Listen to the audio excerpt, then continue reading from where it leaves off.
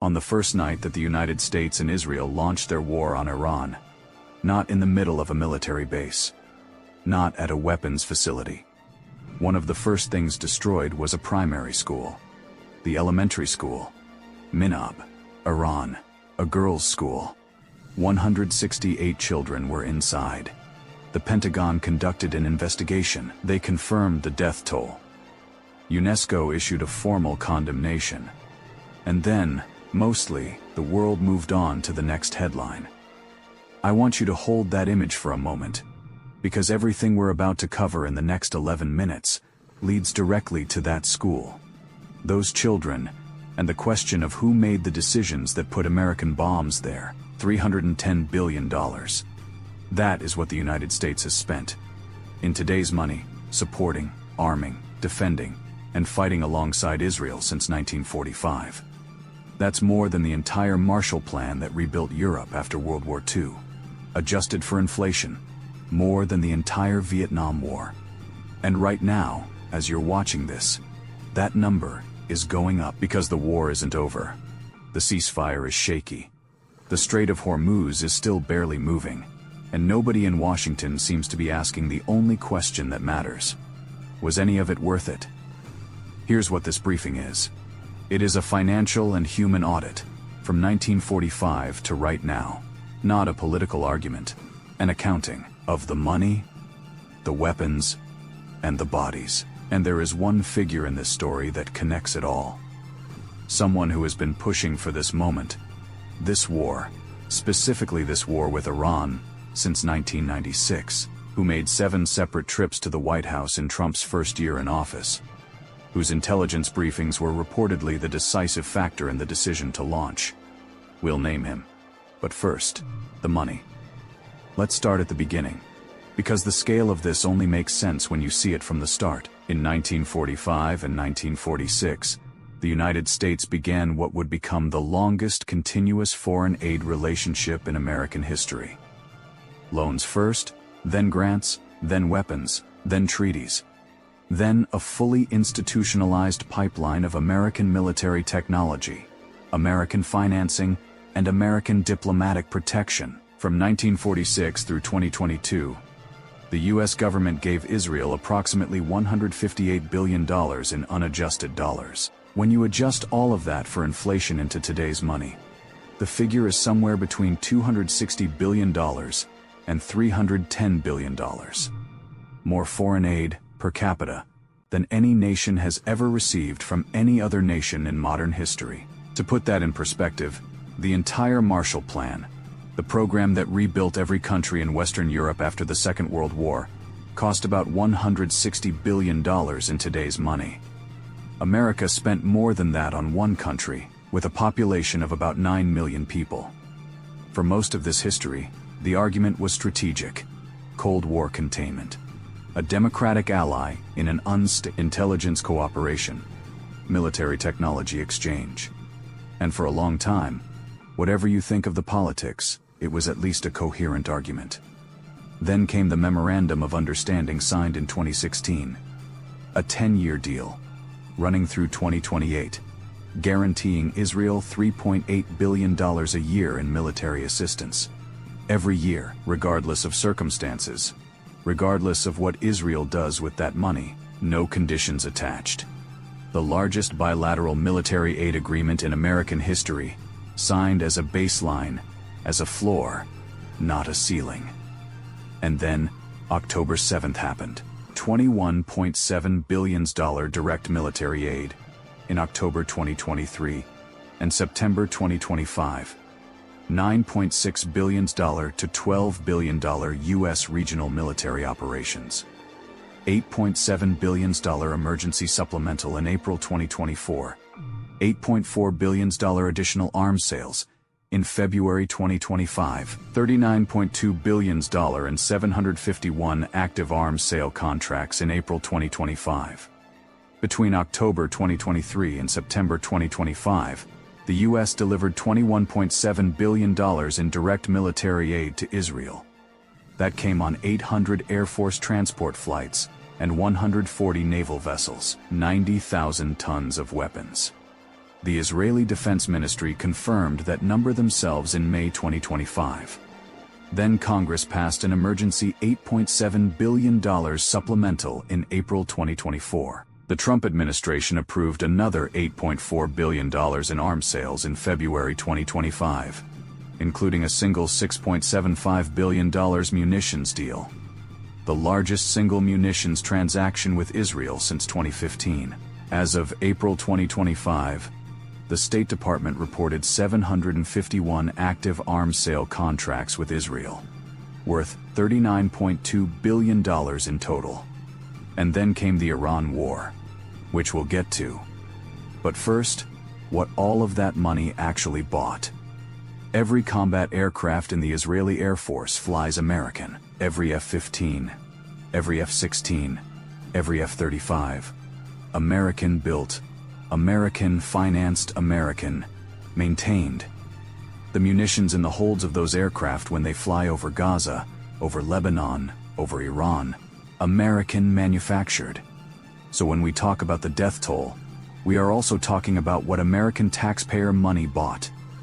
The Gaza war started on October 7, 2023, in response to Hamas's attack on Israel. That is documented. But what happened next went far beyond any military response to that attack. According to the Gaza Health Ministry, whose figures were accepted in January 2026 by an Israeli military official as accurate, more than 71,000 Palestinians were killed by direct Israeli fire through mid-2025. But that's the floor. Researchers at the Max Planck Institute, one of the most respected scientific institutions on Earth, estimated total violent deaths in Gaza between 100,000 and 126,000 people. That doesn't include people who died under rubble that was never cleared, died of starvation, or died from untreated medical conditions during the blockade. UNICEF reported in October 2025 that 64,000 children had been killed or seriously injured in Gaza. That includes at least 1,000 babies, infants, for 24 straight months. According to Al Jazeera's verified tracking, a child was killed in Gaza every single hour. Gaza is now home to the highest number of child amputees per capita in the world, more than any other place on Earth. Because the weapons used 2,000-pound bunker busters, dropped in some of the most densely populated residential neighborhoods on the planet. Don't make distinctions. The Lancet, one of the world's most respected medical journals, published peer-reviewed research showing that women, children, and elderly people made up 56% of the verified violent deaths in Gaza. The World Bank estimated the physical damage to Gaza at $55 billion. 92% of residential buildings damaged or destroyed. Nearly 2 million people, more than 90% of Gaza's population, displaced. That is not a military campaign. That is the erasure of a civilian society. Lebanon. Lebanon was hit twice. In the fall of 2024, Israeli military operations killed more than 2,700 people in Lebanon. According to the Lebanese government, the majority were civilians. 10,000 buildings damaged or destroyed. 60 schools flattened. The Lebanese Health Ministry documented Israeli strikes, damaging 68 hospitals, 63 primary healthcare clinics, and 177 ambulances. More than 1.2 million people, 1 in 4 Lebanese citizens, fled their homes. Then, in March 2026, while the Iran war was burning, Lebanon was hit again. Israeli forces resumed full-scale operations against Hezbollah. By the time the ceasefire finally took hold in April 2026, the Lebanese Health Ministry counted an additional 2,618 people killed in the 2026 Lebanon war, with 8,094 wounded and 1.6 million people displaced. That's 1.6 million people, out of a country of roughly 5 million. All of this, using weapons whose serial numbers trace back to American factories and American government contracts. Yemen. The Houthi campaign in the Red Sea was technically a response to Gaza. They said so explicitly. Houthi forces began targeting commercial shipping in late 2023, and the U.S. Navy poured into the Red Sea to stop them. What followed was one of the most expensive military absurdity stories in recent American history. The Pentagon itself acknowledged it publicly. U.S. Navy destroyers were firing $2 million Tomahawk cruise missiles to intercept Houthi drones that cost approximately $2,000 each. 1,000 to 1 cost ratio. Repeated, night after night, for months. The Bab el-Mandeb Strait, the choke point handling 12% of global trade, became a war zone. Ships rerouted around Africa, adding 14 days and massive fuel costs to every journey. Global shipping insurance rates surged 10 to 15 times their normal level. The total cost of American military operations in the Red Sea and Yemen, between $9 billion and $12 billion, burned. To defend shipping lanes that became a target because of a war that America was simultaneously arming. Now we get to the part of this story that most briefings haven't put together in one place. Because Israel didn't just fight one war with Iran, it fought two. And in both cases, the United States was either directly involved or directly funding it. The 12-Day War. June 2025. In June 2025, Israel launched what became known as the 12-Day War, a major military campaign targeting Iranian nuclear and ballistic missile facilities. Iran counter-struck. The exchanges escalated, and during that war, U.S. forces directly struck Iranian nuclear sites. A ceasefire ended it after 12 days. Iran's nuclear program was damaged but not destroyed. Iran's military was degraded but not eliminated. And 6 months later, Iran was already rebuilding. The lesson that should have been drawn from June 2025 was simple. Military force cannot resolve a political problem. You can damage enrichment centrifuges. You cannot bomb away a country's determination to have leverage in international negotiations. That lesson was not drawn. The Iran War, February 28, 2026. Here is what happened. In sequence, because the sequence matters enormously. In early February 2026, the United States and Iran were in indirect negotiations, real talks. The Omani foreign minister, who was mediating, went on the record on Face the Nation and said a nuclear deal was within our reach. By late February, Iran had made what independent analysts described as a surprising offer, agreeing to suspend uranium enrichment for several years and dilute or export its higher level enriched uranium in exchange for sanctions relief and security guarantees. The sides had agreed to meet again in Vienna to work out technical details. A deal was close. Not perfect, but close. Then, on the morning of February 28th, the United States and Israel launched Operation Epic Fury and Operation Roaring Lion. The opening salvo assassinated Iran's supreme leader Ali Khamenei. His daughter, son, in-law, grandchild, and daughter-in-law were also killed in the strike.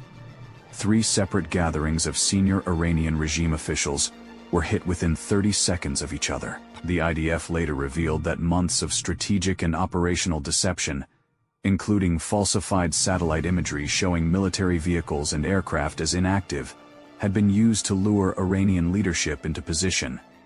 And in that same opening wave of strikes, a U.S. missile hit the Shajare Tayyibeh Elementary School in Minab.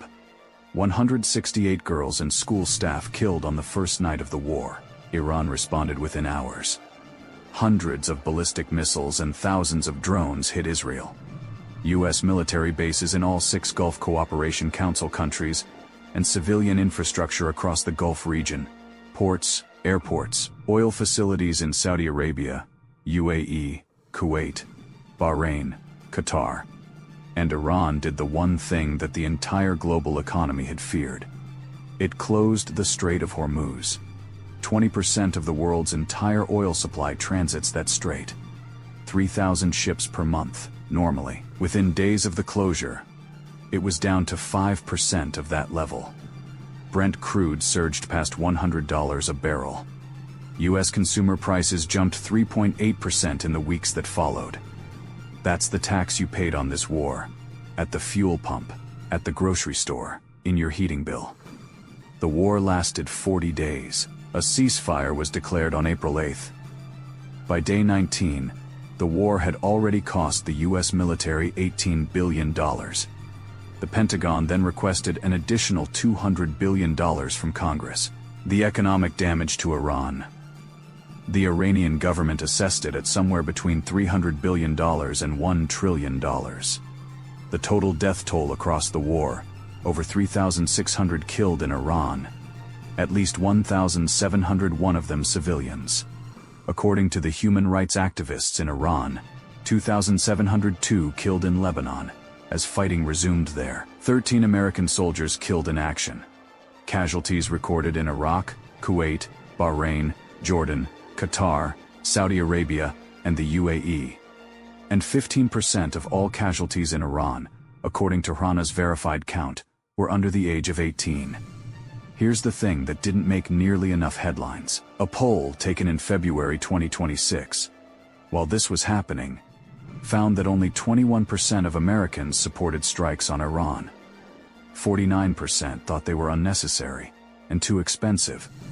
30% were unsure. Congress tried to invoke the War Powers Act. The attempt failed, because enough members, from both parties, received significant financial support from pro-Israel lobbying organizations and wouldn't challenge it. There is a question that serious American strategists are quietly beginning to ask. Not in public yet, but it's being asked. If the goal was American influence in the Middle East, did $310 billion buy it or destroy it? Before we get to where this goes next, let's do the full accounting. From 1945 to today, $310 billion total U.S. financial and military assistance to Israel since 1945. Inflation. Adjusted. $4 billion per year. The guaranteed annual military aid commitment through 2028. $22 billion direct military aid in the first 2 years of the Gaza war alone. 90,000 tons of weapons. 800 transport flights. 140 ships. $39 billion, 751 active arms sales contracts. As of April 2025, $18 billion U.S. cost of the Iran war through day 19, with a $200 billion additional request. On the other side of the ledger, 100,000 to 126,000 people killed in Gaza. 64,000 children killed or maimed. 1,000 babies. 2,700 killed in Lebanon in 2024. 2618. More in 2026. 3,636 killed in Iran in 40 days. 1,701 of them civilians. 15% under 18. 168 schoolgirls killed at Minab on the first night. 13 American soldiers dead. 1.6 million Lebanese displaced. 1.9 million Gazans displaced. 90% of the entire population. The Strait of Hormuz, still barely open. U.S. consumer prices, up 3.8%.